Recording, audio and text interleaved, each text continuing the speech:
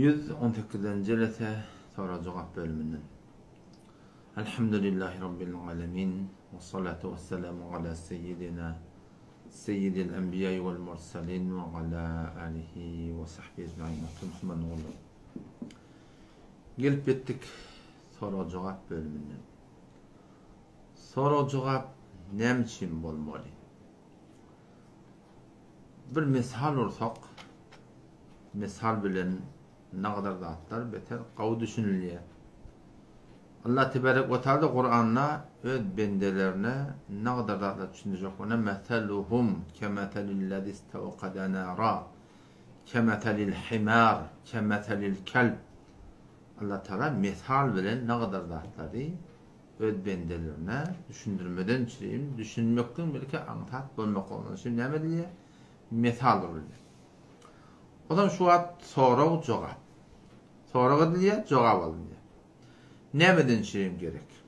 Tenever şu an farazen, ten şu an bir tane Toyota do kabin alsam, o zaman ten traktör alsam, maşin alsam, motor alsam, vetiletten alttırdım. Şimdi şu vetileden ten benefe ehsen qav suratında peydalanacak bolsan, dinlerken işlep var ya, birden de bırdak bol ya. Alaqanı ödün açıp sökmeyerdin. Şunu uğrum bilen sorma bolyardın, cevap alma bolyardın. Soru cevap şu hakkında bolman, öz kelleğine uğraysan ne eterdin? Haraplayardın, qaytam önküce önüne koyardın. Çe motor bolsun, çe çark bolsun, çe traktör bolsun, haydi bir dapı Müslüman olun. Bilmeyen dadın hakkında zarur sormaklık gerek. Sormasan ne bolya? Haraplayardın. Kimlere çekiyor? Özün dere çekerdin. Şun şu vesileden peydalanmaklığın bir düzgünü var. Her gaysında düzgünü ayrı bir düzgün. Traktörünki ayrı bir vurun. Ol hizde çark var ahım olakon maşildir. Olonki ayrı bir vurun. Her gaysının bunu koyulayan yağı, ulata, batriyeti, sim keşiti, her gays fark ettiği. Olursa onkudan kelle çıkaranak, olursa onkudan kelle çıkaranak. Belli ustalar olmasa umut oratında her gayti öz ustaçılığını ödü biliye, şonda var kimden soranmalı, öz sözünden soranmalı. O zaman şey deyip bize şu vesile bize peyda veriyor Müslümanlık oldu. Din diyanatta da, şu dini ki Huday Teala binamı dini İslam, Allah Teala bize şunu din edip intikab ettir. Şu dini ne mi diyorlar? Kanun-u zindagi. Yaşamaklığın düzgün işi. Eğer biz yaşamaklığın dini, yaşamaklığın düzgününü düşünsek, şunu sorap durmalı. Yaşamak ne? Maşin harap bana ne yapalım soruyaz? Motor harap bana ne yapalım soruyaz? Kimden soruyaz? Sonundan soruyaz değil mi? Yoksa önküdünce becek peydahını alıp kalıyaz değil mi? Kadar haraplayaz değil mi? Din yerlerde kanun-u zindagi. Yaşayışta şu bir yaşamaklığın bir düzgün işi. O zaman şu yaşamaklığın düzgününü bilen adamlardan soramadan, o bilen adamlardan bilmeyen de atlarını bilenlerden sorap bana sorulara cevap vermesele ne evet ya biliyor musun? Kullen yaşayışı harap oluyor adamın. Başka bir edafadat yok Müslüman.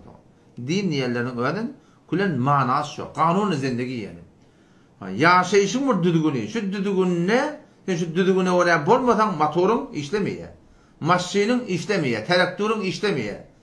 Çarkın da hatta işlemiyor. Şu an düdügünü var. Şu düdügüne oraya bolsan, düdügüne oraya yağ koysan, düdügüne oraya su koysan, düdügüne oraya bildiğin koysan, düdügüne oraya sonra petrol koysan, düdüğüne her zaman koysan, koyum oldu adı koyup da her gayden şu karxana makinanın yankı var akıyım, fabrikanın şu koyun düdüğüne oraya şu peydalansan, şu vesile sana peyda verir. Yani dinle şeyle Müslüman doğru.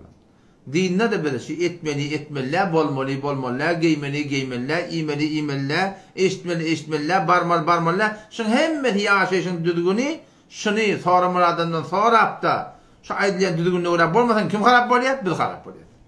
O hem namusumuz elden gitti ya, hecamız elden gitti ya, oğlullahımız elden gitti ya, kıyılamız elden gitti ya, camiamız elden gitti ya, kulli nesil evvel oluyor Huday hakikaten yani. Kulli nesil evvel oluyor, nesil. Şu bizim Türk millemiz var, Tehran'da yaşıyor. Kadim Türk millemiz. Şu kadimlerden hulahi mirettir, hocadır, anıdır, yine buradadır, at kalıptır. Atları var, olukan adamlar. Yöne kullun evuz olupturlar. Ne mi diyeyim? Şun anırdan gelinin düdüğünü ki din olup, din düdüğünü olup şöyle öğrenmeptirler, soramaptırlar. Torjokda oturan sormadım da tapmaptırlar. Kim harap bolupdyr? Öler harap bolupdyr. Kuran nesil ütdäpdir. Terbiyet ütdäpdir, aýyn ütdäpdir bilýän. O da şuda Müslümanlaryň gülümeter odağa getir akitmeýin. Dini eger şu manada düşündük, kimin ýaşaýyşymyň destury. Men şu dünya ýaşajak bolsam Allah İslam'ı maňa din edipdir. Şoňa ýaşadam, şu Hudaý tarapyndan jesmim, ruhum, fikrim maňa arameş berýär, ýoksam şol sebäp bolan meniň näme bolmaklama betbatyýa çekilmekde. Balaýlyk tadan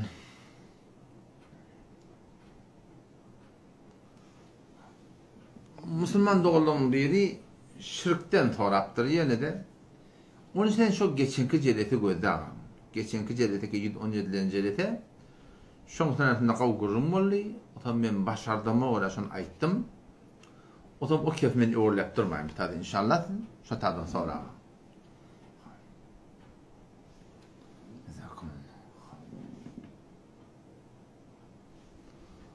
Bu taýda Müslüman doğulun biraz sorapdyr. Şey restoranlarda, yolda nahar pişirilen yer var. Ha imit giyeceğinki, günlüğünki, ertenin pişirip duran. Hatta şonun imeklik ne yapar? Müslüman da onda koydum o da şonun imetlilik kavi. Ha imetlilik kavi kineme bir kan anam yok, etimat yok. Ne şu ak tavuklar var, ak tavuklar. Ak tavukları inki kavta neme ödün öldürüp ödün imel. Ödün öldürmeli, ödün imeli. Dirce tatın almalı, ödün öldürmeli. İnki kavuşu. O zaman bir yah, muncemet, dongulu tavuklar satıyarlar ha. Ondan ne? Ondan iyi meten kavi. Fetva ba imekliğe takvaşı ki iyi metelik Müslüman doğru. Şol tavuk barahim karhanalarda, fabrikalarda barahim çalışan, işleyen oğlunla ihtiyaç da oradan ölünü oklak oraya diyesine. Ne kadarlar doğru, ne kadarlar egri, onun için sana haydi doğru, haydi egri, bir şepel mal oldu. Onun için yalak yolu Müslüman doğru, ihtiyat edip şunu iyi meten kavi, iyi ten fetvası var, yani iyi metelik neyme? Takva Müslüman doğru. Onun için restoranda da yolda, şulardan ne kavutu iyi meten kavi, o bir vatta bir yanına bile neymet var Müslüman, çünkü hakikatinden haberin yok, şuna da ecada var. Hem soruğa cevap verdik. Hem qalanları faqat salam ve aleykümselam ve rahmetullah. Xo'p. Bu tadan nehin gelip turan adam yok, hava şeyde. Bugün bir soru oldu. Şu soru men açıklap bilen inşallah maňa da peýda bolar. Dul denanani öýlenmeklik. Yani bir jawan olan mujarret henüz öýlenmekdir. Şu öýlenmedik adam nämetye dul denana alýar. Aýa şunda bir aýp barmy, irat barmy, günah barmy? Şun bir aýplap boljak Müslüman dogullam ýok, hakykatynda bir aýplap boljak zat. Belki Resulullah sallallahu aleyhi ve sellem bizim Peygamberimiz aleyhisselam'ın öýde awwalky öýlenmeklik näme bolupdyr? Dul denana bolupdyr. Belki şoň 9 denan var diýär, şu 9dan diňeje bir çejer gyýyl bolupdyr, galan tekir näme bolupdyr? Dul bolupdyr Müslüman dogum.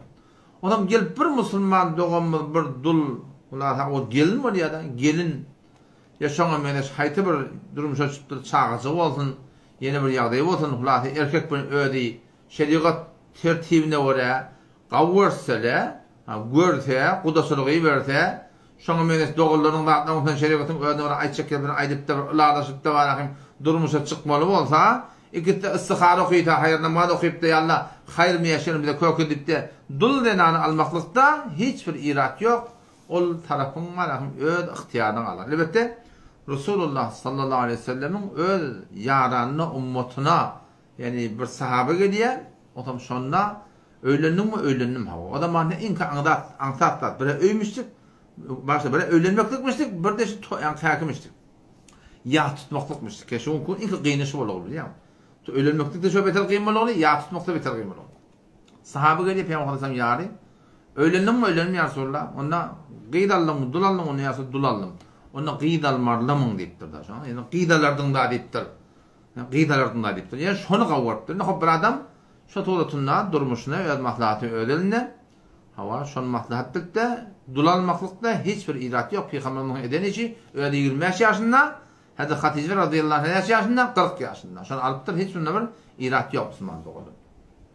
Yöne hemen burada tavsiye ne biliyor musun? Ki şun Resulullah sallallahu aleyhi ve sellem öyle tavsırıptır. Kâne Resulullah sallallahu aleyhi ve sellem yuallimu el-istihara Peygamber Aleyhisselam istihara öğretir diye da. Kema yuallimu sureten minel Kur'an. Kur'an'ın surelerini, Felak'ini, Nas'ini, Ali İmran'ini, Bakar'ini Peygamber Aleyhisselam ne kadar tekit vermiştik şu Kur'an öğrenmekliğe, sureler yağ tutmaklığa, Kur'an yağ tutmaklığa aynen şuna denedin Peygamber Aleyhisselam istiharana dermiştik diye istihara. İstihara diyorlar hemen bir 2 rekat namaz ki oturup şu işin hudaya hali Tenemana alacak maşinin ma, gidecek yerin ma, alacak giydin ma, verecek giydin ma, alacak yerin ma. Ulata, şu sorusunda var, alacak denen anam ma, dul alacak mı, giyd alacak mı? Ya hemen ayarlı olur, durumumuza çıkacak koyarlar. Kapıdan biri geliptir, hakikat bir sonra idep belirlenden sonra hakikat gavdidindan, gavdi adetleri el çekmeli kulle. Gavdi adetleri kulle el çekmeli. On gavdi adetleri ekleyen nefil namaz okuyup, işin Huday taraf salmaklık mı? O şol var ahim insani qati bir işlerinde üstün çıkmaklık, muvaffak olmaklık, piruz olmaklık ve işlerine var ahim şonun başının aşağı bolmaslığına sebep böyle. Şon sen işin Huday'a tanıyardın. O zaman hayır o Huday'da kokodiye, şer o kokodiye. Ne yapalım kokodiye? İleriki ustadı yardım. İnşallah gurundan sonra şu istiharan gurunu story'e de koyuyor inşallah. Hem Farsça vardır bir bölük. O kalın var ahim 4 bölük, 3 bölük de kulun 4 bölük gurunduruyor diye. Bir puşan içinde bir papkan içinde papka diye Rusça olarak Türkmenistan'da olamaz. Bir papkan içinde, bir puşan içinde 4 bölük kurulmadır. Bir bölük şun Fars dilindedir. 3 bölük Türkmencedir. İnşallah şu istiharan kav öğrenecek bolsanız var ahim şonun kav gurunun belgilidir. Hayda Müslüman doğumunda da şun doğatı gerek bolsa okuyulca, yargılca gerek bolsa WhatsApp'tan peygamberде.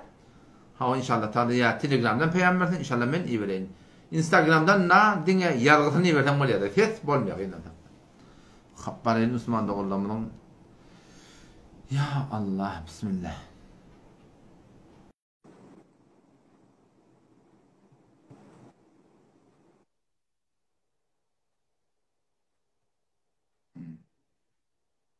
Habiri oyun al ya.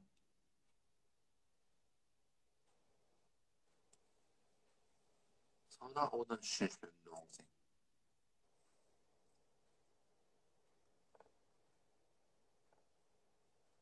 Müslüman doğullamı gitti. Tip ettim de koyayım inşallah Teala.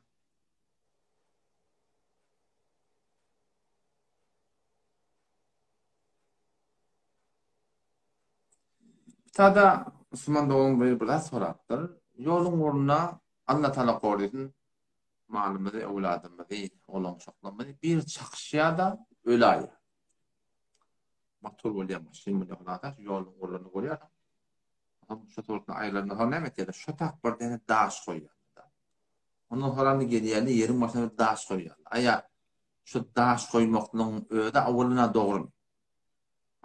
Daş koyacak olan kabristana kovuyurçuluğa bir alamet etmekteki şeriat boyunca icada var. Ama bu kum 5-6 milyon, 1 milyon, 1 milyon yarım harc edip, borç edip, onu dondurup, başa gaylap, şifar Müslümanlığı olan buna bir bihut karşılar. Şeriat boyunca bir ola kadar kere sular, çünküler, daş sular, öyle koyan daşın, öyle tanıyan şey, eni atanşılar. İnki söygültü yani icade birliğinde at şehette Müslümanlığı olan. Ve bu edilen harçlar da artlar bula hiç ülke çıkırlar. Malını bir huda vermektir. Şoň etýän harçlary gariplere berin sogawny ölümine başlatak şeriatyň töýýändir. O da bir dogda. Indi garypdyr bir ölümne şu ýoluň uruna daşdyk geldi. O näme gerek bolsa? Ýarym ýa peýda bolmuşdan peýda. Türkmen näme geldi diýär. Şonu görüp doga ederler diye. Türkmen şu dogaň ýerine ölügüls. Türkmen karaşı doga ettirecek baba. Bir de doga etýeli beterken Allahumma gfirli ve livalideyye hemme musulmanlara doga. Bunu 5 vakit namaz nagat adam okuyor. Doğa. Allahümme nesta'inu ve doğa. Allahümme yeke na'budu ve doğa. Hemme zaten doğa. Hatta ferişteler imanlardan o doğa etti. Doğa kemmedi yok bunun. Biz aradığımız şey olmuyor ki imanlı gitmek diye. O mümkün değil. Daş koyan, ittifak düşen dağıt. ki yolun taraf maşını çık ya, evde sap çeker bar ya, şu barışına var ahin maşını takacakmış da, doğru yankı daş gelip, doğru yankı evini bulup var ahin, şu tadı bir kuş nefer ölüye, şu bolonda. Kim sebep bollu? Şol musulman doğamıyor ki, oğul ayrılıptır, kıyır ayrılıptır, şu yolun uğruna, ya diğer yine burada bir görüne şuna hayır dua etsin deyip, üç neferin ölmekliğine sebep bolonda. Bunu muhtemet yerden bana ahin, şimdi maaş bolonda, Otam şu taýda marakmyndan gaty geweremiz çekmeli ki bu zatlardan bir de yarım milyar peda yok. Gatam Hudaý hakykatyn başga bir adamyň ölmekligine sebep bolup da nahak elmir gana bulaşamyk Hudaý hakykatyn. Agayr rahman rahim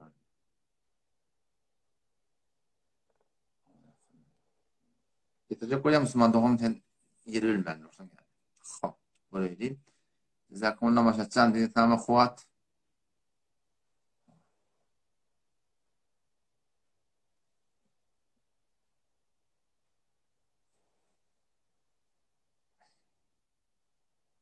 Tadı bir yer sonra biri koç alya, koç. Koyun alya. O zaman gelinli erkeklik orkacılığı belli diye bileyim.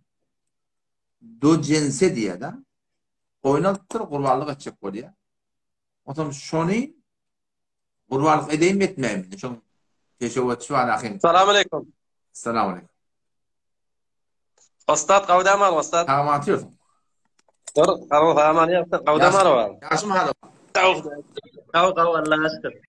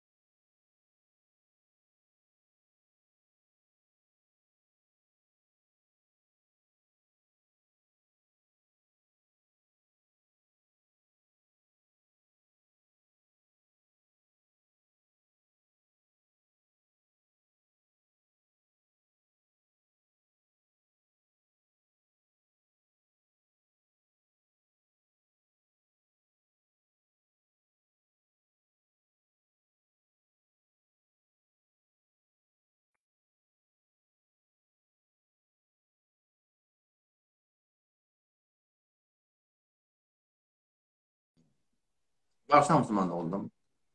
Bir Müslüman doğduğumu gelecek oraya gelmesi kıyım oraya. Bol motasını bırdat etmedi. Bir maslahat bolsa diýende sonra jogaba hewäs olurlarken aslında kanat öwrenýär da. O bolmasa şun şunda melek bilen ýazga geçirtek näçe. Her kim getirecek o nämetin ýar getir. Ekekde ýarsyn diýecek bolar. Ýarsynlar onşa toratny bir näme sonra olur inşallah jogap berdik. Şeýte gawrak bolacak. Şun internet aýtýan jüremizde o suratyndan gatdy. Ne olur? O çoğun adım edecek. Oton gozo bolla. Geskin ten. Geskin havas pepper. Oton gozo bolla. Ya Müslüman doğum bir burada sorudu. Soruşun tine bir däne goýnalypdyr. Otam. O da erkek korkaçylyk bildi diye. Aýaşyň gurbanlyk etmek dogry mı dogry diýär. Dagyk ýadyma düşen okuyalımdan okuydum ýöne ýadyma düşýän şi men gawy tarap aňyny ýeter. Haýsy bir ýagdaý ki goýunna goşda bir datda tafilýa şol eger aýp bilinse şoňa aýp bilinmekligine tatmaklykda da şoň gıymatyna täsiri bolsa şonu gurbanlyk etmek dogry bolmaýar. Onuň suratyny şuňny aýp bilinýän bilemek. Ýani ýazyp goýdum inşallah taala. Dagyk jogap bilemek inşallah meni jogap berer inşallah. Kefte inşallah.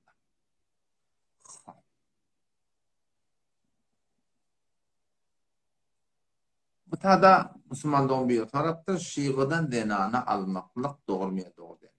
iki tarafın fıkhında da doğru değil. Şii'lerin ulamaları sünni almaklığı icade vermeyenler ve sünnilerin ulamaları hem Şii'den almaklığa icade vermiyor. Kitaptan icade yoksun ona.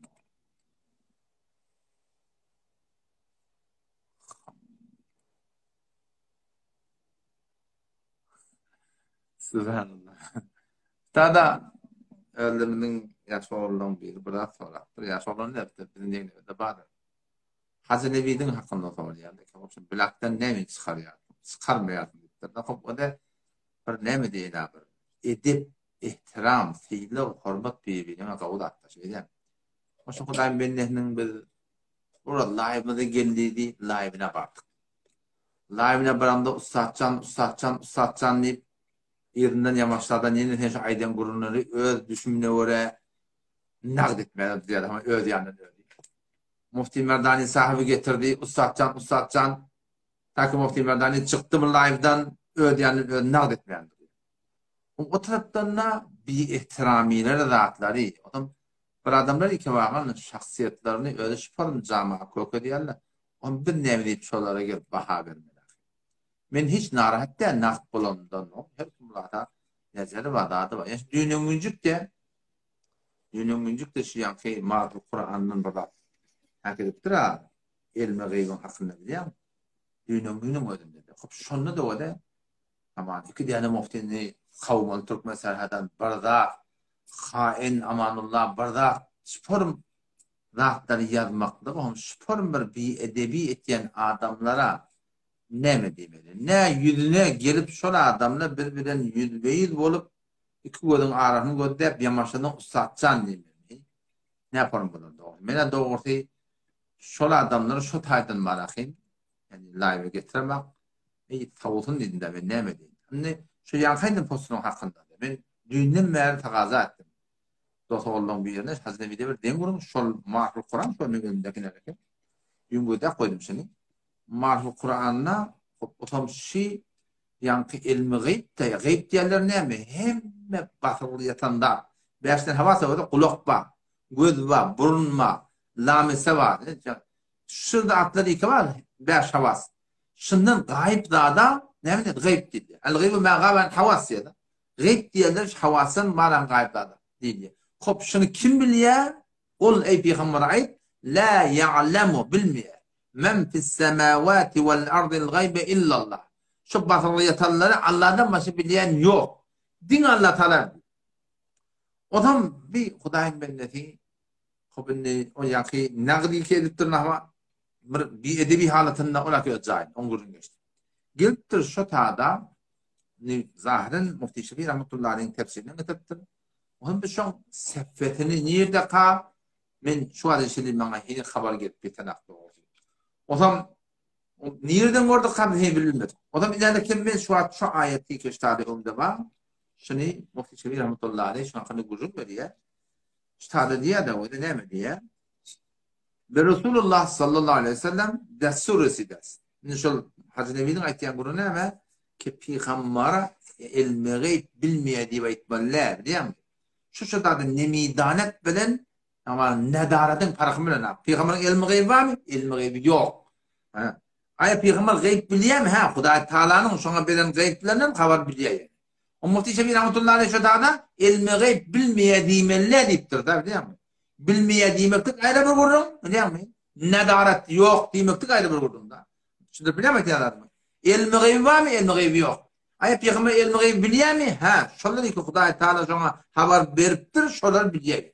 Peygamber Aleyhisselam ilmi gayb nemidanet diymektik bir edebi deyiptir da. Ama bu tarihine erken bu da şey 10. cildinde 230. sefretinde doğru şey nerede şey Sure-i Neml'in var ahim ayetini edip vereyim. Sefedaydan terkinin 230. sefedinde 10. cildinde. İşte da diye Resulullah sallallahu aleyhi ve sellem desurresi des. Tabi merdem haber der. Peygamber'in haber vermektir. Ben baştaki ümmetine tamam mahlukatı kadar asmanha mani ferişlerin vücud darın. Hem mahlukatı ferişleri yarak ba. Ve tam mahlukatı kadar zemin hasta. Asmandaki ferişteler, yerin yüzündeki mahluklar adamla yalak, cıllı yalak ve gayri kes yazana gaybra nemidanır. Gaybi bilen hiç kim yok. Meger Huda beden mutar. Kim biliyor? Bir Allah biliyor. Huda Teala kul ey peygamber ayt şammatına la ya'lemu bilmeye men fis semavati vel ardil gaybe illallah. Gaybi asmanda yerde Allah'dan başka bilecek yok demek ki. Bu da şunu doğru etti. Meger Huda beden mutar. Allah'dan başka bilen yok diyor. Ayy mezkur bar ruşeni ve sırahede kamil. Şu ayeti Kur'an ki Suriye Neml'e geliyor rahim. İleriki 75. ayetinde sadece ne diyor? Kamilen neşan meyler ki ilmi gayb sıfatı khası Huda'sı. Allah'ın has sıfatı diyor. Ve imkan nedaret, ferişte, ya Nebi ve Resulü derin şerik kuvvaşedir. Hiç mümkün de der ki ilmi gaybdeki peygamber ya ferişte ya biri yapacak, bu da taraflarımız şeriki olsun. Ondan sonra da deyiptir işte adam, ben burada müstakil Risale yazdım deyiptir. Ahkam-ı Kur'an'ı keşf-ül reyb, anil ilmi gayb diye ben ne son yazdım diye, o zaman onu görecek olsaydı başını son görelim. O zaman çok yani son hakkında da bir mesele itikadi şoki gurunda geliptir bir şahsi ki var ahim henüz bir lağıl bir ahunçulun bir mutmen yerden alıp da var ahim son fazay mezazli ilmi var ahim bir tedris veriyen olsa ondan kabul olacak. İlmi gayb diyenleri fakat Allah Teala'nın hasatı. Allah'dan başka batırını bilen hiç kim yok. Şimdi şu da Muhti Şefi Rahmetullahi Aleyh Peygamber ilmi gayb nemidan ettiğimi bir yedi bir ayetler doğru da. Peygamber son gaybi bilmeyen duranak. Yani ne verilen haberler biliyor. Huda Teala enba'ul gayb diye haber hayri Peygamber'den beriptir. Ta kıyamet selim aydıktır da ne olacak? Ama ilmi gayb var mı? Yok. Peşinden nemidanet bilen. Bileyim nedaredin farkını anlamayan Müslüman doğumı gelip otarda varan şu sorduğunu varan peycinde şuna meyne silahları aytiye kaç kişi aydan ne doğum bir edep bilen aytmıştık. Biliyor musun? Bu dediği falanca insan yanlışıp doğu. Ama inanmakta hem yanlışıp doğu hem itikadi tayden ehli sünneti bir gumrahiye karşı manahim soğuk veriyor. O bir taraftan sorduğunu ihanet etmekte Müslümandan otom şu taydan bu adamlar ben aslında layık bilmeyen ki gitti layık da manahim bir bunlara bir baha vermektik.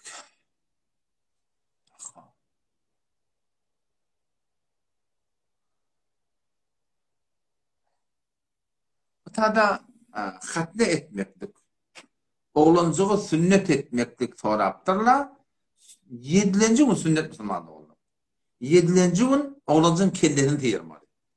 O zaman ne kadarlar nerede teyecek deyip de o da şöyle Khottaraş'ta var ahim. Khottaraş'taki murtiyerliğe, Palestikli'de. Şolu hevere kavu. Ama suda gerek ya da gerek ya yemsacıktır. Kelleti yemsacık. Şol dünya gelenini enen hafazından şol kelletini yavşık kaliyandatta o dedi ilmi taydan. O zaman şol ayrılığında şol olan beter tiyizhuş, beter fikri dağıdı, beter yokta oraya diyor. O 7. günü oğlanın tasını tiyirmeli. O zaman bana hemşe doğrusunu hepimiz dahi tiyirmeli yan gurudu yok. Kim tiyirmeli? Hormet edip dahini getirsen getirirsin. O şol tatsın mıqdarsa neyse geremiş o? Şu gelen mıqdarsa kümüş puluna kıymetini tadaka vermeli.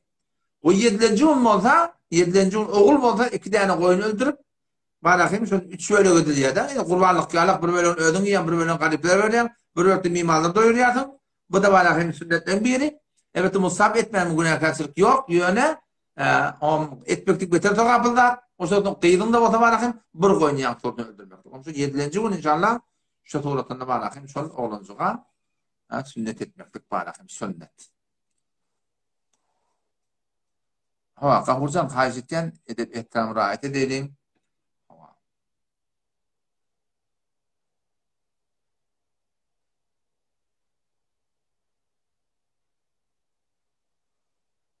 Hazreti Hızır Aleyhisselam ki Allah Teala'nın tarafından bir khas ben ne var Hazreti Musa Aleyhisselam'a şu tadı var ahim yani ki talim almadıcım yani gitti ya o şu Hazreti ki Hızır Aleyhisselam Kur'an'da diyor ya ve ma fa'altu an emri diyor da men öd bilmore demek diye biliyor musun? Yani bu diye Huda Teala'nın hükmü diye bayıttı biliyor musun? Men şöyle iş var ahim yani kim? Ayet-i Kur'an'ı koyayım. Hazreti Hızır Aleyhisselam şu tada oğlancu öldürüyor da adet ya da.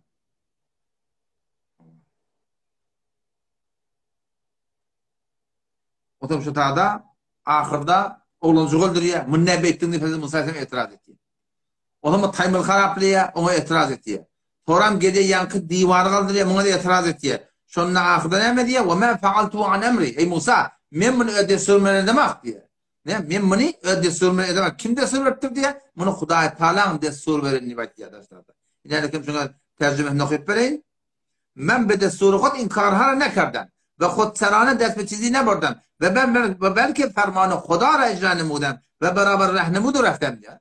Peygamber Hazreti sallallahu aleyhi ve sellem ustad ayet yani barahin yani sırahadan ayet Kur'an'na ki Musa ey ümmet Muhammed aleyhisselam Hazreti Hızır aleyhisselam beytti şehitti Adem öldürdü adetti Musa aleyhisselam bilmeyedi bunu güman etmeyen ki Hazreti Hızır aleyhisselam ilmi gayb bilyen olsun Kemal şu Taymun'un falan olacaklarını, onun falan olacaklarını, kitapta bakılıp yatarlarını yok. Ve men fa'altu an emri diye. Men öde sürmeli demek. Kim de sürmelidir? Allah'tan da sürmelidir. Ama enbâul gayb. Haber hay gaybi şuna veriliptir. Şu ne şeyler olacaklarını, o da şol mebna bilen şunu ediptir diye düşünüyorum Müslüman. Nüktadan adam getirmene çıkıp durun diye. Ha, göreyli. Ağay faktör. Kemalcan kim? Kemal getirecek göreyli. Mesela Kemal'i göreyli. Ha.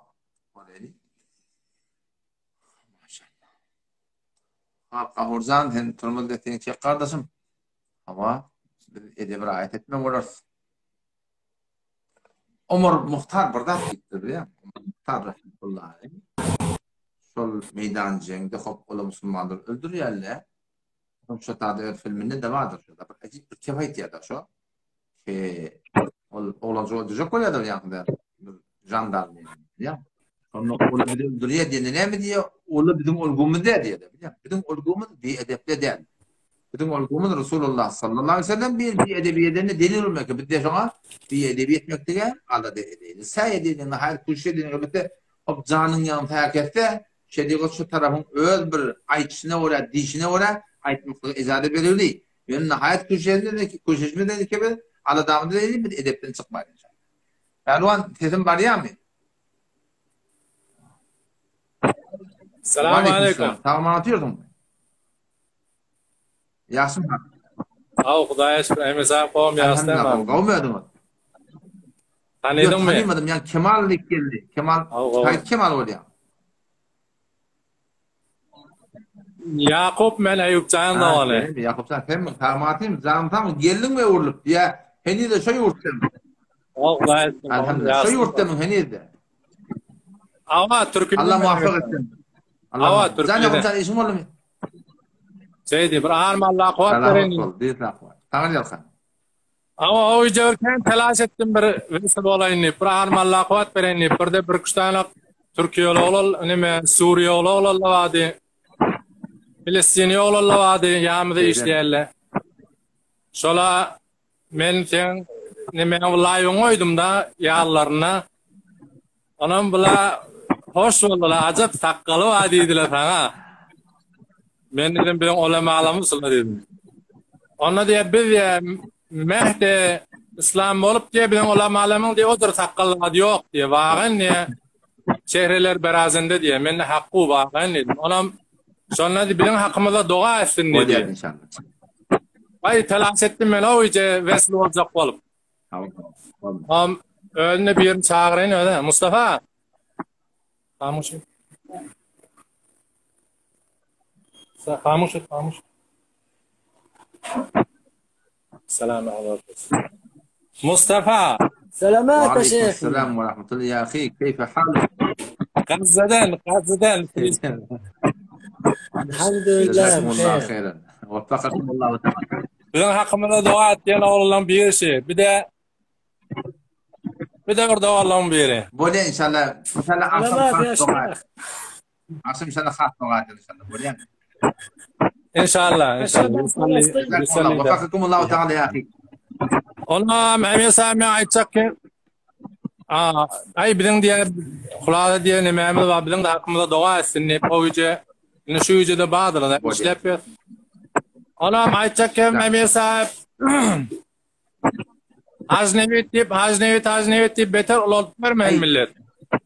Men aytacak olayan ki Haznevit diyen adam siz tafılıp dönen adam ya Emin sahip.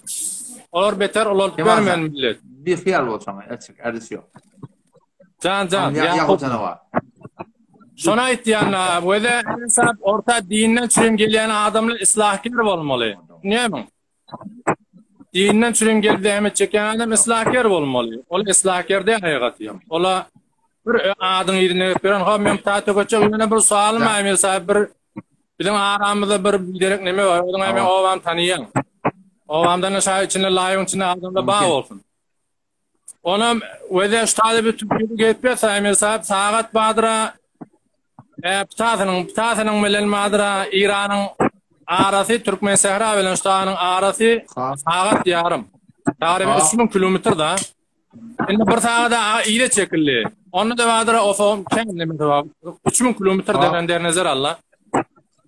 Emel sahab 6dan rop geçen akşam çekiliyorsun da öyle mi? 6dan rop geçen akşam çekiliyor. Saat 4'de olayka 2'ni çekiliyor. Ve de nagat arası ve de saat 4 medeni de 4'de olayka akşam çekiliyor. 2'ni çekiliyor. Ve 6'da 2'den rop 2 saat yarım 2'nin arası var emel sahab. Ve de onam bilen obalamızda şu hatta ekser Türkmen sehrada da var. Ve de näme dip badra şu jürekçiler ve de kädetin badra bir oban adım tutup oturmayın. Bir obada ve de ikindi bilen akşam aran emesa walla 45 daqiqa derrezer alýarlar. Kin kamat diýerler. Akşam 45 daqiqa toram okuýarlar. Şu doğru diýmeň nazar. Men özüm äwir näme okuyan adam da ýöne kendime ýerine düşdüm. Diniň ýerine kend düşdüm. Şu doğru mu aya? Doğrudur ki ýöne wagt kenke näme diýip şun madra 45 daqiqa hatta aqal dernazar alýarlar. Ya bir urun şunda bir geçeýdi. Muhakkında 2 tane kol var. Muhakkım yani kellewe bir misil bolmaly, orta saýdan başga 2 misil bolmaly dip. Hani himmetime gon 2 tane kol var. O zaman rahim beter şu ikinci asl fatwa şoňa berilipdir. Elbette o taýyň ulamalary şaýat şu bir misil tutýarlar bolsa, o da hani himmetde bir kol, o şu el-muftira şaýat rahim bir gören ýeri bolsun. Bir çekýärler bolsun. Ben çok önemli ikili de var. Yani var giyeceğine okumalıyanda var, ira okumalıyanda var. Yani gurun şu mutune. Şu giyeceğine okumalıydı. Ne de bir Türkmen sehran giyicide. Türkmen sehrada kıyınan taktı var. Akımır yarın takat baka, kırktağı baka okuyarlar biliyor musun? Doğru giyeceği okumak musab değiliptir. Ama neyin ki o kadar giyeceği okumalı. O zaman şunu say etmeli adından ar, gün matmadından bir takat önce şu namaz başlamaklığa adet etmeli inşallah. Şuna barta o zaman o da hatta mekruh vakti oluyor. O da ikinli mekruh vakti hasan gün matmadından nihayeten 20 dakika önce okuyup olmalı. Şu cemaat bolsun, şu bir öğren bolsun biliyor musun? Ondan geçsin hem ondan günah kâçılık. On Türkmen ilanı elektronda atıp günah kâçılık diye yapıpsan. Bunda günah yok. Hem de hatta 20 dakikada beyandan yanlar. Ama elektron iş hem bir doğrudur hem diyor. Hatta sözü giyeceğim yok hem doğru değil. Hava. Öde emel sahab şoňmur awagyp bada. Öde her kim tek şu var live'de kulak otururlar mümkin tasdiq ederler. Onun bilen venanamyz nämet ýa o täze qamat diýdi gelip böyle öýüň işi bilen. Şunýarmyň? Men öz zindigimde öňde tejrübe etdim. Dogrymy ýa? Ay venanam diýä indi täze qamat diýdi. Ýa kaýdan bilýärmi? İkisi de fatwa var. Ýa Türkmen sehrada şu kadar giyeceği goýanlar o dogry değil. Şony salamlatyk diýdi. Şon islah etseler ulamalar çoğun fikir etseler. Menen sada 25 daga beter goýulaşdyrýarlar da bilýärmi? Ha. Şadany men şu tribunundan istifade edecek emel sahab. Tek ulamalarymyz aýtjak. Gidin jemaat tebliğe goşulun. Gidin jemaat tebliğe goşulun. Bir nefer eger sizin üstüňiz bilen nemeste in hememiz binamal. Havuz-i ilmiye ki yok mu? Havuz-i ilmiye şudur. Türkmen sahrançına elhamdülillah havuz-i ilmiye var. Ulema ahun yok mu? Bol. Allah yani yıla Hudaya şükür in heme ulema ahun ulemalarımız havuz-i ilmiyeden madır haket ettiler. Çıkıp farık bolupdylar. Yine şu şerait bilen men ulemalarımdan sualım näme diýip bizim mescitlerimiz boş. Bizim mescitlerimiz boş. Cemaat tebliğ gidip badra wede Wahabi diýip görerler şuwat badra Allah'a gasam waştalarda da wariyat bilenmi? Yani badra aýlanşyp gelip böyle näme diýip bir nefer bizim üstümizde bilen näki bolsalar diýe. Bir de ömüştada da sataşyp cemaat tebliğ. Allah kuwat bersin kulada men başly wagtyny alym kulada. Aleykümselam. Assalamu alaykum ve rahmetullah. Bağlayın inşallah. Yani şu Müslüman doğumluğun aydıp duranda da var ahi. Yani yekece yol yani. Yekece yol necat yolu. Avval ahir Allah hücreli şöyle fiye. Sağlıkçılık şöyle doğrulanıyor. Qaraççılık şöyle doğrulanıyor. Mescitte şöyle abat bolýar. Mektepde şöyle abat bolýar. Hicap şöyle gelýär. Sünnet şöyle gelýär. Haýdy öyle gelýär. Cemaat tebliğ bolýar. Evet taqiyyatın hatta Türkmen sehra, Türkmen ilalarında bizim cemaat tebliğinde bir kutahi var. Şol bidgatlara koşulmaları var. Şol kıyınan hatta Allah Teala mededini, nusretini kat ettiyenler. Şu aşı cemaat tebliği de Beluçistan'a bir inkılab-ı ferhengi kaldı. Khurasan'da şeyde, kullu cahana şeyde. Ama Türkmen sehra başarmadı. Neyi başarmadı? Son köşe gerdanendegane cemaat tebliği kıyınan hatta şol bidgatlara koşuldular. Olan da yaxşı niyetler var. Bir diye olan koşuşmak millet gelmeye, milleti getirmeli, yuvaş aytmeli falan etmeli. Aytmakta bir de yumuşak olmalı, onun gudunu yok. Ama etmekte koşak olmalı. Kıyınan hakta şu koşulmaklık ne mi? Kavuşaklık ki şu kıyınan hakta men öl iman agidam şey Allah Teala mededi, nusreti şol behterini cemaatten kıyınan hakta Türkmen ilarada göze görünmeyen kıyınan. Allah muvaffak etsin. Yokum şondan başka yok men haqiqatda yok dep koydum. Hop, ta'alekim.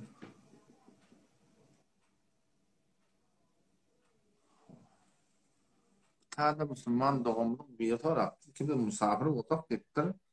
Şu dörde kat var, ihtiyatı zor var. Şonu okuyayım soruyor.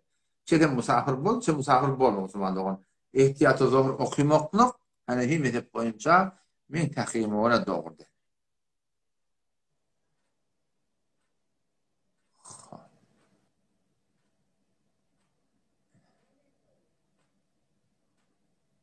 Hop, ta'da aksi bahicab zararına guzashdi. Hop, ta'da Müslüman doğumdura taraftır. Denalanan hicab bilen aksini koymaklık. Ve de eğer hicabtan kul yüdügödü örtülü iki gödü görünýän bolsa doğru. Eğer hicab dil söyledi, hicab-ı sünnet, hicab-ı İslami ki Kur'an-ı sünnet ve sünnetler denana şu durmuşu bakılmalı. Görnata birçe gödü o da tol gödü görünmeli. Şu suratında olsa tanıylana icadaba bunda bir irat yok. Bu hicab-ı yani var akhir bir hakikaten süreyim, tebliğ etmeden süreyim, ellerini ellik yüdügödü şopar. Yok hicab gibi görünüp durmasa elleri görünüp durmasa Müslüman doğru. Bana hicab-ı kamil değil mi ya? Bu doğru değil.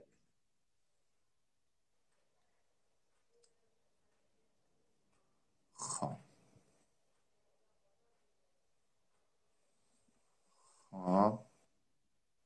Yani başa sonra bunları avun geçirdik mi? Hava şeyler. Nikah başı yedi geçti. Buna ne geçti? İlerlekem hava bile diyor. Hop. Tadaki gelip duran adam ay paktel var. Onu koyuyor. Şun hem bir soru var Müslüman oldu. Vada bizim Türkmen ilaramızda hicab bilen avratı kastırıyorlar. Şu bir Müslüman doğan mihman. Otom şonda şunu bulunmalı ki hicab meselesi şu beter muhim mesele biliyor. Hicab. Otom bizim Türkmen ilaramızda hicab dileni şu denanan peylecik yürü görünüp dursa taçı görünmese, yakatı görünmese, koşorunun ne beyartı görünmese, topuktan ne var defeti görünmese, topuktan hemra şona hicab ifade etmez. Niye Müslüman doğru? Diyorlar hicab değil mi? Buna avratını örtmektik diye. Yani namazda duruyor denana şu yan kaydından yanırak asıp durmakta icada var. Ona hicab değil mi? Hicab diğerleri bir puşa şey denana gerek kişi yürüyüp bariyaka şunun bedeni belli olmasın. Bedeni olmasın. O denana inka avadan yerine yüzü örtülü olsun. İlerleke bunu Müslüman doğrudan böyle. İlerleke başatcan 2033 tane 2000'de erkadım. Göde oturan ardında erkadım da yok dedir. O zaman biz şu mesele namus etmeliyiz. Şu mesele açıklarıma namus etmeliyiz. kebir yürüyüp bariyaka namusumuz, denana, ayarlığın, gelinimiz, gıyılımız, bir puşeşi bilen bariya, keşi yürüyüp bariyaka, izinden gözleyende, şun bedeni erka adamı, vıt diye, heyecana haliya, vesvese haliya, şuna münesvar ağam teneke oyları, yürüne haliya, ayarlı olmamız sahiplerdir, bilmeyenler onlar, hayatı bilmeyenler. Ama bir erka adamın erkekliği sayında olup da, şu Türkmen dinarlıkı şunun gerip yerler, şu Türkmen evmaş bilen yürüyüp bariyaka bedeni belli oldu, aya biz şu erkeği vesvese ettiye mi etmeyen? Aya şuna münesvar ağam, yaman gözlülüye mi gözlenmeyen? Gözlerini mi gösterse var yani gözün etek oklayan Hudaydan olkan adamda bamiye yok mu de? O zaman şu tane Müslüman'da oradan bir katı bir tehlikeler, sevaye, din, diyanat biliyor musun? Bir namus etmeli dağıtçı. Kimin namusunu yürüyüp baliyaka? Herkesin arkadaşın irinden gözleyip şundan demetin. Lezzetçi uyuyet. Şundan bırdat ettin. Ne yaparım oraya? Bir ayarlığın bir yerden yürüyüp baliyaka bir metele gaydan nalan kevşuren belliye ayarlığı oldu de. Eğer siz celbap giymeseniz, ben açığa diyeyim o da. Celbap giyilmedi. Celbap diyelim, ben yine de ta topuğun içe bir puşa şirketi kulli bedenim örtüye. Eğer celbap giyilmese, herkese nakes sen iyiliğinden, radından barakın. Yok, bunları ayeti yakardır. Hazreti Ali radıyallahu anh ayeti yakardır var. Eğer denanalar bilsediler, eğer denanı Hazreti Ali diye, eğer denanalar bilsediler, erkek adamlar şunun bedeninin altını şeydaşını görenle ne mi yüreklerine düşüyeni bilsediler, içinde ne mi diğerlerini bilsediler, şu denanı öldüğünün demirden koynak yerdik. Demirden koynak yerdik Hazreti Ali radıyallahu anh. Ama denanın bilin hakkında, ama Müslüman adam bilmeliyiz ki, bizim namusumuz. Bu tabi adam yeni bir aydiyen keppa adam, hezabın hakkında. Gözlemesin ne mi diye öldürüyor. Öldür gözlemesin. Kovada bizim gözlemesinliğimiz ayrı bir hüküm. Doğru ettiğin ayarla. Bir gözlemeli.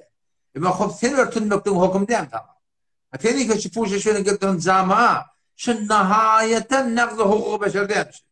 Şu hakka şehirvendi, Müslümanın hakkı var. Şu bir Müslümanın hakkı ne? Şu Müslüman şu tarafını edit vermeliler, neler vermeliler de. Vakti ki şu puşa şöyle camada Türk mesade gedilip ya, Cavan oğullar 20 yaş attır, 22 yaş attır, 25 yaş attır. Onun vücudunda var ahim şehvet, heyecan et diye. Şu vaktaki şu dağıtları görüyor, kim fesat edecek diye. Kim nabut bu diye, kim dargıya, kim et diye şırattı diye. Kim et diye, şu Müslüman doğullama diye ki, şu puşaştı bizim namını getiriyor da, biz şuna sebep böyle Müslüman doğullama. Onun şu dağıtın bana sabır, sından bir namus etmeli daha. Türkmenin ölün yerine mi bir namus etti bu diye. Şu namus etmeli daha Müslüman doğullama. Orada bir iki nefer, bir tane yaşlı, otobüse gittir. O taraftan bir yaşlı olan, otobüse oturamamalı. Cay yok, görüp şöyle yankı yaşlı yerin kaptan oturttur. Adam şeyler gödepti, ortaya eli bıtadın. Sarıkıtta bıtadın, yüdüğünde şeyle. Bu da yaşlı adam yakın etikat ben, vallim şeyle, kıydım beyle, kavza olmadır, falan olmadır, kıyameti var. Ne daha çıkıyor, girmelidir ha. Dayetim gödep vermedi adettir o da. Dayetim gödep vermedi. Şeyle mi hava? Onun yankı yaşlı, o başadan bombanı, kövsün çıkar akının, zorabını çıkar akının şey ettir o. Kıyık çıktırıptır, kıl otobüsün üstünde.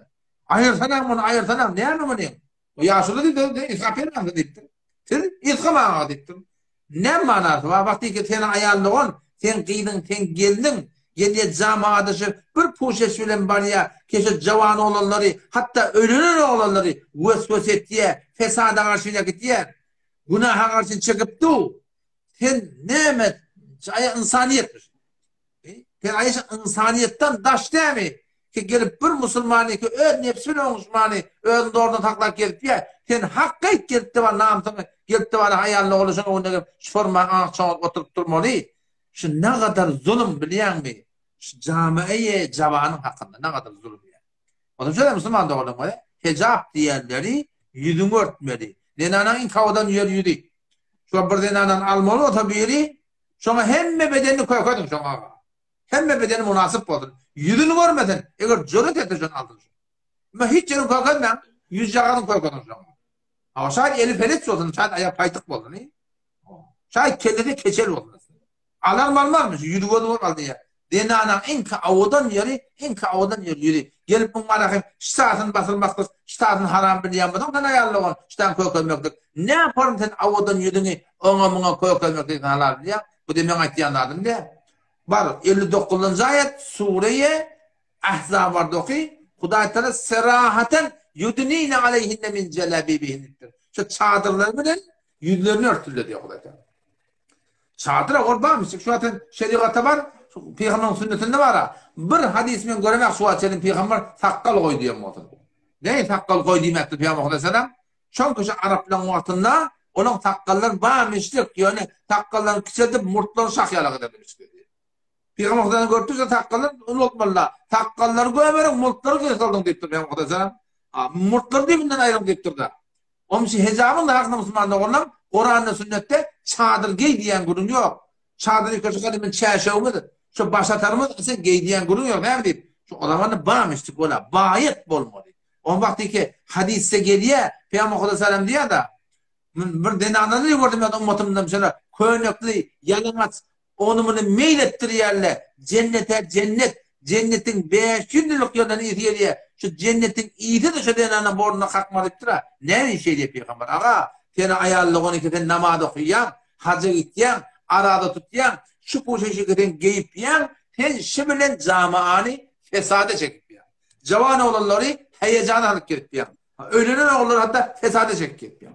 Ne kadar şu an camiada ne kadar talak kenelli, ne kadar hıyanat kenelli, ne kadar fesat kenelli. Ne mi deyip? Şun taraf barahim görüye, o da ödenanını görüye, ödenanını narahim mını, ondan avudan görüye, onu da çekiye mıgıyla düşüye biliyor musun? Ne mi sebep böyle? Şu puşu işte sebep böyle.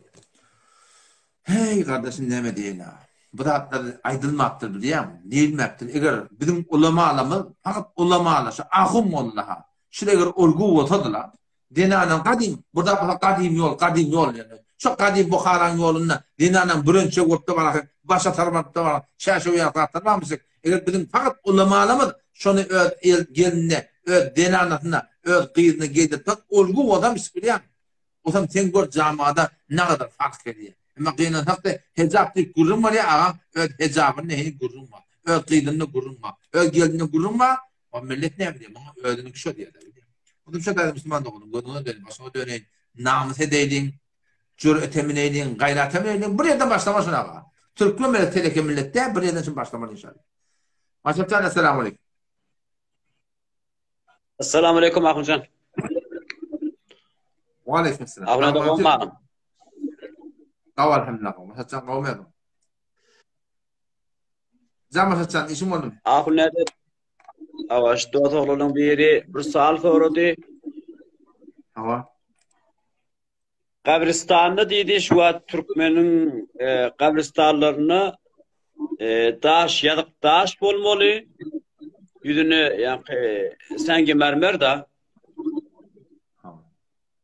Onun dedi şu daşın yüzüne şehir yazılıptırıkladı. İçim yok o tarih tevellüt tarih vefat yazılıyor. Ne dedi aksine yapışırıyor şu an dedi. Son mevridinde bir ahım nedir? Son bir mevridinde gurrun verdim. Bir şöyle bir eşek dua tavlalla. Doğru dedi. Avvala şeriat boyunca yani Cevden başında da geçti. Şeriat boyunca enin atan kalkan baban kim olsa kavrun bellemeden süreyim belli bir daş tikip koymaklığı ecada var. Şu kadar ecada var. Ama yine hatta bu Türkmen ilin arasındaki elektronik harçlar, borçlar, rahatlar falan hiç sayfır gerek harç diye. Yönde görüyen de şu Türkmenler kabristana barmamasa yoğu. Barat şu aytun var ya. O da var lahim yılı 2 gün. Alamlar barta vatan akla. Sonra da barangdan hemen ödün tanıytan molya deneme. Başka bir ilahe gerek yok. On şu aşı idleyen harçtalarla aslen münasip değil. Hiçbir gerek yok da atla. Fakat bir belge etmektik şu kadar inki doğurdu sünnete mutabıktır. İnni galatın muhtemelen ekil olmaktır. Ekil değil yani da aynı bir dongunun eti alak var da. Dongunun eti hiç çok da halal olmuyor. Yani bu hatta ağaç olsam, horluğa düşsem, çöllüğe düşsem imani ecada var. Ekil değilip duran atla da fakat şınasnama, gozarnama burada dedi ki devlet bizi mecbur et diye dine şuna ecada var. Onun galalarına asıl ecada yok. Onun geldim bunu kavrın başında da şey etmekte bu da Hudaý hakkıdan var. Bir hadise geliyor da Allah Teala'nın ferişteleri var. Hayfi öyde şu ferişte gelecek bu da rahmet ferişteleri ekil olsa gelmiyor diye. Bunun nezarette Kabrının da başına yattır biliyorsun. Rahmet peşine kaçırıyan da. Allah tövbe versin. Ola kamur günahkarçılık. Ödü günahkarçılık. Onu kabr sağlıktan başına yattı o da üstüne varlık aytan. Üstüne varlık attı da kadar. Ahmede sual soruyan suali ma aydın oğlun, Zengur'un oğlun kabirken öldü.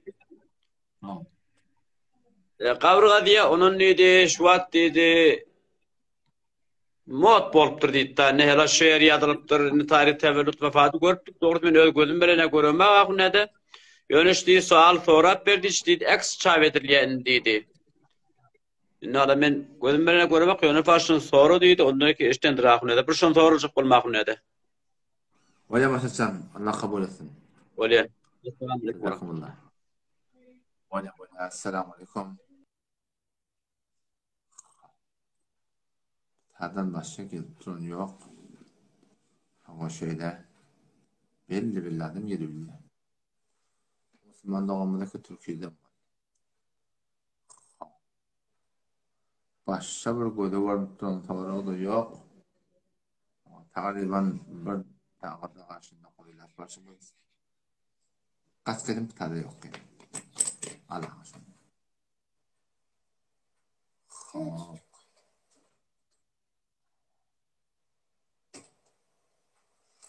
Müslüman doğdum bir tane başka soru da yok. Ben hem bugün misafir olup geldim.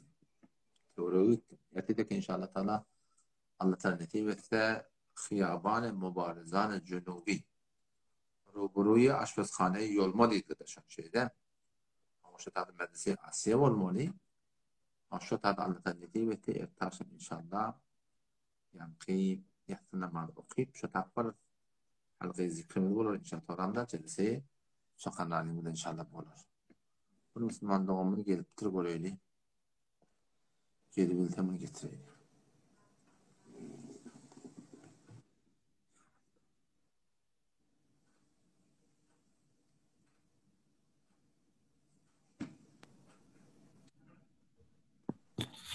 Esselamu aleyküm. Selamünaleyküm. Ve aleykümselam ve rahmetullah. Sağ mı atıyorsun? Yaşım halim. Selam. Can Müslüman doğum. İşmuha ayda. İnerken bu uğurdayken uğurda işte biliyor. Şol yazmaklığı elam etmek olacak. Salam dat böyle şeyde yazmaylı. Serfen toğrağı yazmak olsa biliyor inşallah. İnşallah şunu şeydi porsaj pasokları ektek çömünler de peydalı yazı biterken şu atem geri bilmese tabi bu atem muhtelifte oraya derken inşallah şunu şey tepe olacak. Bu gece inşallah bozulur eder. Selamun aleyküm.